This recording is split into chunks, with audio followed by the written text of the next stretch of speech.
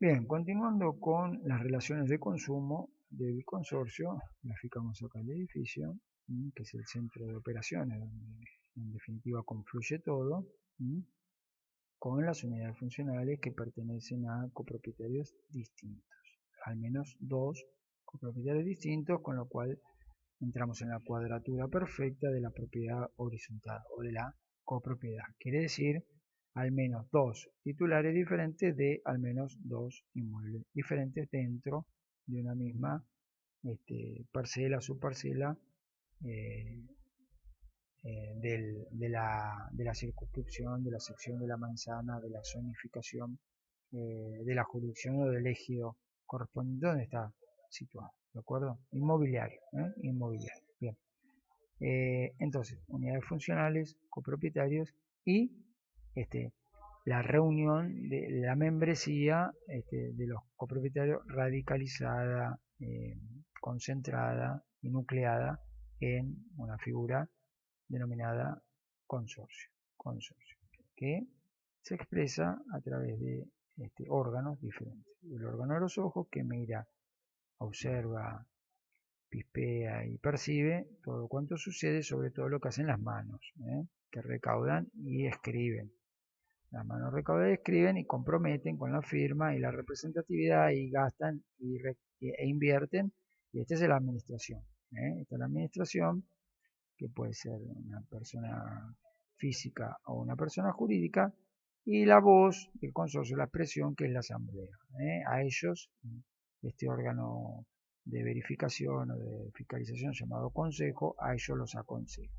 Se aconseja sobre lo mejor que puede resolver y dictan normas que son actas asamblearias, que constituyen legislación para la vida interna del consorcio y por supuesto se atienen a lo que establezcan los reglamentos de propiedad, que es un acta originaria de constitución del consorcio con carácter de contrato multilateral al cual todos van adhiriendo a medida que vienen llegando a componer el sistema. El reglamento de propiedad es la ley interna del consorcio con carácter de generalidad y de perpetuidad porque es inmodificable, salvo excepcionales casos en los cuales se modifica a través de actas, por supuesto. Y luego, la ley madre del Código Civil y Comercial de la Nación, la regulación del libro y título correspondiente que se dirige a la copropiedad como un desmembramiento posterior a al dominio y al condominio. ¿De acuerdo? Este es el consorcio, una persona jurídica diferente a cada uno de quienes la componen. No obstante, lo cual requiere que tenga una composición de al menos dos patrimonios diferentes con inmuebles diferentes. Bien, ahora, dentro de la legislación, que es la propia consorcial, existe también legislación intermedia, que son leyes locales de cada jurisdicción donde se encuentra radicado el edificio. Locales, leyes locales. Dentro de estas leyes locales, algunas establecen implicancias normativas que inciden sobre este objeto, al cual éste debe cuidar y proteger, u otras inciden sobre las conductas o el uso de este objeto, o las conductas dentro de este objeto que les corresponde a quienes residen o lo usan, y otras que inciden sobre uno de los órganos y no sobre el consorcio. Bien, ahora vamos a ver eso. Con respecto a estas que inciden sobre el objeto y sobre la figura del consorcio, bueno, podemos tener la ley de conservación de fachadas, frente, contrafrente, laterales, balcones, azoteas, cableado exterior y todo eso. La, la, la ley de cumplimiento de los simulacros o de los simulacros de evacuación, la ley de cumplimiento de los extintores a determinados metros cuadrados dentro de cada planta o pasillo, de los nichos hidrantes, de la evacuación de ductos, del anclaje de antenas, de la emisión de energía o de radiaciones no ionizantes. Bueno, un sinnúmero de normativas que inciden sobre esto, sobre el objeto, y lo implican al consorcio. Pero también existen leyes en las cuales, y a esto vamos a hablar ahora, inciden únicamente sobre un órgano ¿Qué deja en este caso de ser un órgano del consorcio? Debemos dejar de interpretarlo dentro del vínculo de mandato, vínculo legislado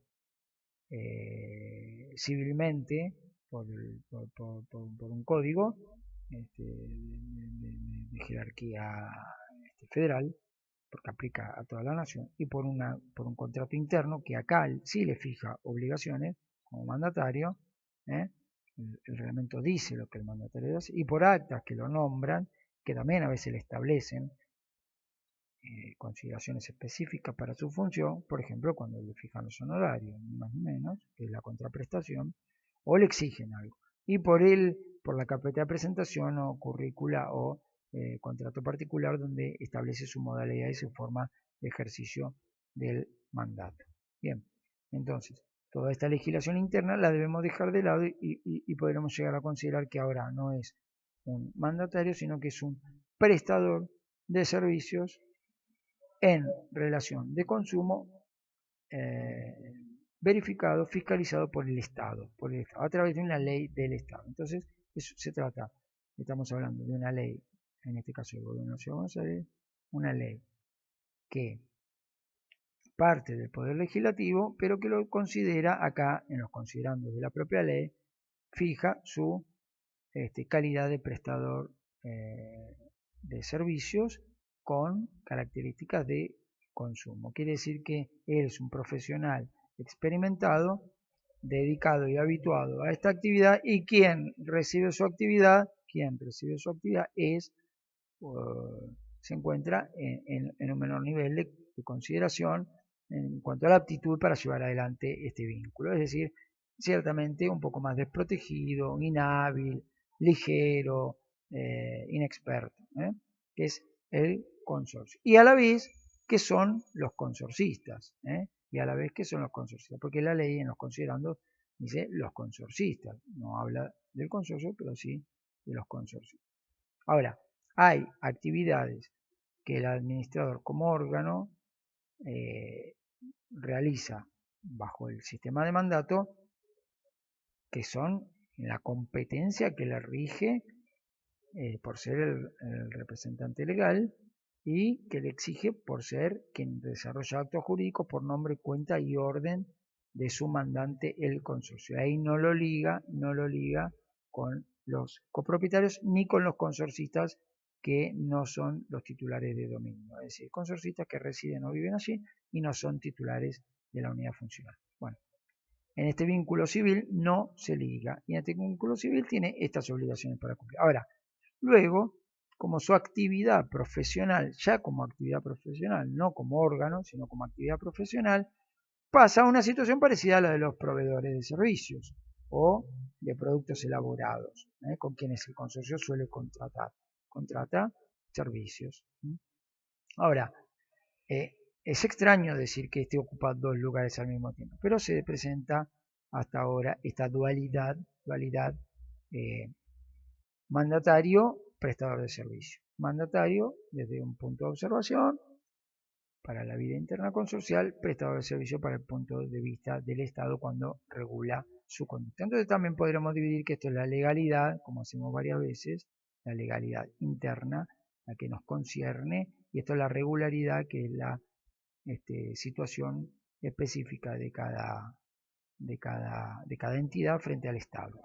Acá frente al Estado, quien la rige el Estado, acá la legalidad es el consorcio el que rige acá. Ahora, el Estado lo pone en esta situación de prestador de un servicio profesional. ¿Cuál es el servicio profesional? Bueno, debe ser el de gestionador de las tareas de un administrador de consorcio. Bueno, eso lo prevé una ley específica acá en el ámbito de la Ciudad de Buenos Aires, luego otras en la provincia se dedican a establecer eso y son similares, semejantes, mellizas en cuanto a las exigencias. Esta le impone deberes. Ahora, bien, esta ley le puede imponer, lógicamente, deberes para cumplir para con el Estado.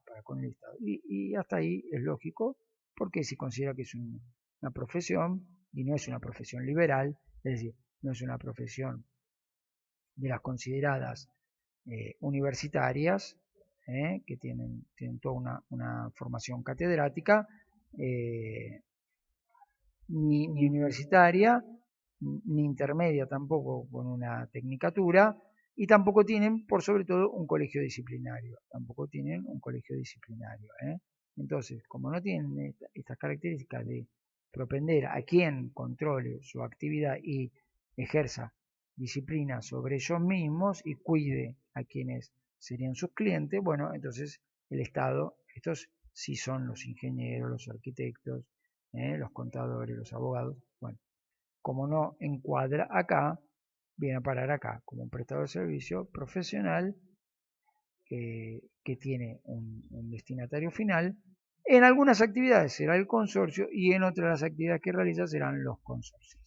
En algunas actividades será el consorcio, no sé, estimo que de los deberes que le impone debería, bueno, ahora vamos a hablar acá de deberes y de obligaciones. En algunas de las obligaciones debería ser destinatario de su gestión el consorcio, porque lo hace colectivamente en nombre de todos, y en algunas otras obligaciones particulares cada uno de los consorcios. Pero hablamos primero de deberes. Dividimos deberes y obligaciones porque nos parece que los deberes son los que les debe al gobierno en este sistema de regularidad, que son, por ejemplo, los primeros articulados de la ley. Por ejemplo, el de inscribirse en un registro, el registro público de administradores. Inscribirse. Y para inscribirse debe contemplar ciertas características, como tener un registro de presentar un certificado de libre deuda de morosidad familiar, es decir, no debe ser un moroso alimentario, no debe tener inhibiciones comerciales, tampoco debe estar purgando penalidades delictivas semejantes o asiduas o conectadas al ejercicio del manejo de dinero ajeno, debe ser mayor de edad, por supuesto, debe tener capacidad civil para ejercer una tarea y obligarse,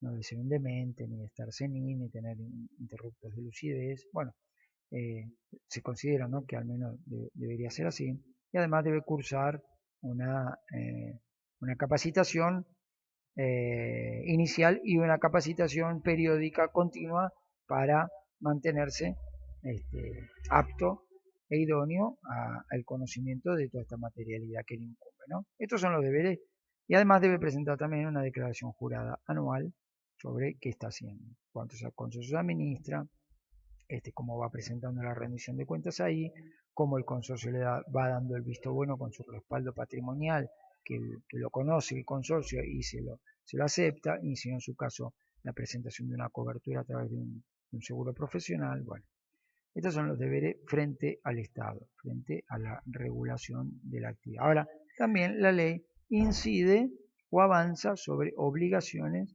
que le incumben para con el consorcio. Y esto puede ser que se debiera, lógicamente, a que en su momento, cuando fue dictada, al menos esta, cuando fue sancionada por la legislatura local y fue puesta en funcionamiento, es decir, promulgada y ejecutada, reglamentada por el Poder Ejecutivo de turno, no existía la modificación del Código Civil Comercial. La modificación del Código Civil Comercial, transformando la ley 13512, que no era este sistema, sino que se confiaba en el reglamento como un contrato multilateral y se ponía en consideración de copropietarios individuales la asignación de un mandatario, que era diferente a la creación de una persona jurídica consorcio, que obra por ellos, y a la cual ellos conforman su membresía e inciden en las resoluciones asamblearias. Bueno, entonces eso nace a partir del año 2015 con perfección y además con cláusulas irreductibles e inamovibles, porque esto se transforma en un derecho real de copropiedad. Entonces, la estructura jurídica con sus elementos propios, uno de los elementos es y su contenido, las obligaciones, son inamovibles e indefectibles e indisponibles o tangibles o inmodificables para los contratantes. Entonces, a partir del 2015 se modifica esto e impone las obligaciones del 2067. En el 2015, pero esta fue sancionada y promulgada en el 2002. Entonces, varios años antes, la legislatura local ya estaba previendo que debía cumplir con estas obligaciones, como en protección de su gestión de mandatario por nombre, cuenta e interés de este mandante, debía cumplir con estas obligaciones. Y se las imponía acá. Luego en el 2015 fue ratificado eso por las mismas obligaciones prácticamente copiadas en el 2067 del Código Civil. Entonces, en estas obligaciones, que más o menos conjugan con esta, existe la obligación de convocar asamblea en el tiempo que dice el reglamento, de cumplir con las órdenes de asamblea, de llevar los libros obligatorios, de facilitar el libro de registro en la asamblea para que sean cotejados los poderes, de denunciar las irregularidades o las innovaciones antirreglamentarias observadas en la construcción, la de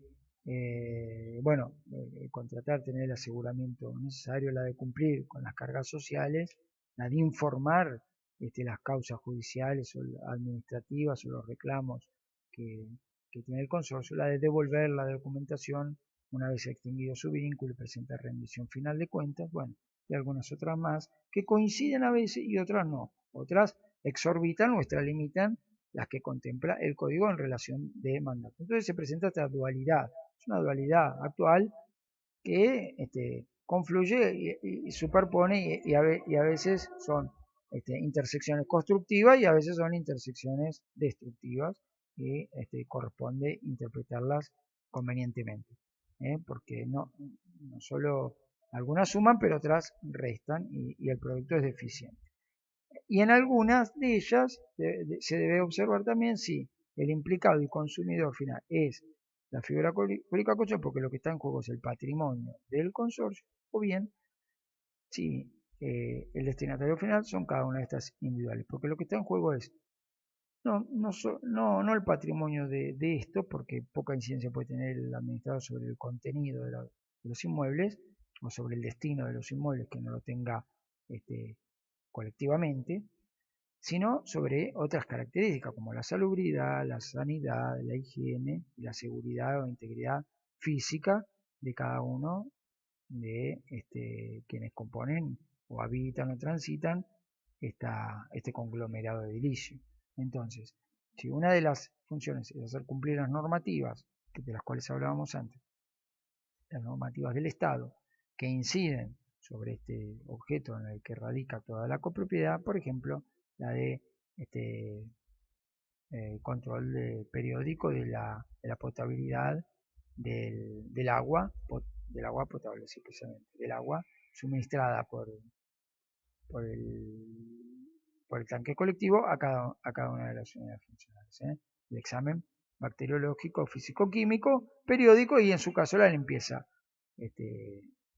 consustancial de los tanques para mantener esto en condiciones. Si no efectúa eso y un residente es afectado, sea copropietario o sea consorcista, bueno, ahí ya no importa la persona jurídica consorcista, no le pasa nada porque es abstracto, es ideal, es ficticio, es artificial. Pero estas son personas de carne y hueso, como se dice, y sufren, y a veces se lesionan y sus integridades físicas están en riesgo por una actividad que debió haber cuidado como prestador de servicio profesional e idóneo que lo es y que conoce y que no aplicó. Ahora bien, también puede suceder lo siguiente, que lo dice, lo advierte, lo lleva a una asamblea y les advierte a ellos mismos, que van a ser los perjudicados en definitiva de todo lo que acontezca acá, que se reúnan en asamblea para hablar por y contratar los servicios para reducir estas implicancias o estos riesgos que corren, lo dice y nadie le hace caso porque le dicen no tenemos suficiente recaudación, no queremos comprometer más nuestras canastas familiares para pagar expensas, entonces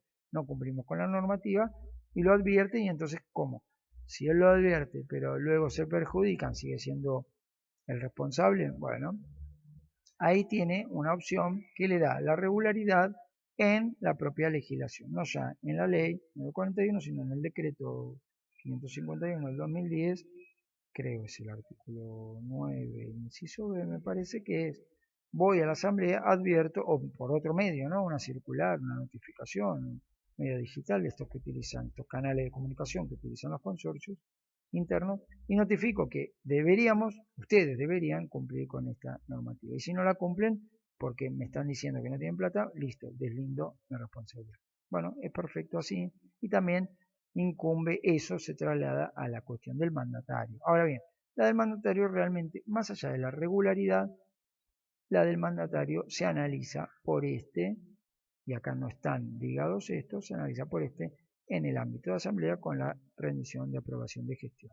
Entonces, la aprobación de gestión, llamada rendición de cuentas, normalmente, es el vínculo que lo libera de responsabilidad frente al consorcio. Y al liberar la responsabilidad frente al consorcio, por supuesto, ellos no tienen vínculo a través de la copropiedad con el mandatario, bueno, lo libera de toda responsabilidad. Entonces, si alguno se intoxicó con el agua del mal estado, pero le aprueban la gestión, listo, se aprueba la gestión y no es responsable de nada. Ahora, puede ser acá responsable porque no tuvo la previsión esta, y es una de las infracciones no haber cumplido con la reglamentación local, y prueba quien asevera ante el Estado que no la cumplió, porque no tiene el control, más allá que se haya perjudicado o no, y que pueda existir daño directo o no, eso se verá después, puede estar regularmente sancionado. Lógicamente la sanción se transforma en un apercibimiento como primer tipo de sanción, una multa, una suspensión o una exclusión de la matrícula. Suspender y excluir parece ser lo mismo, porque si lo suspende de la matrícula lo está excluyendo, ya que el consorcio tiene que nombrar un nuevo representante legal.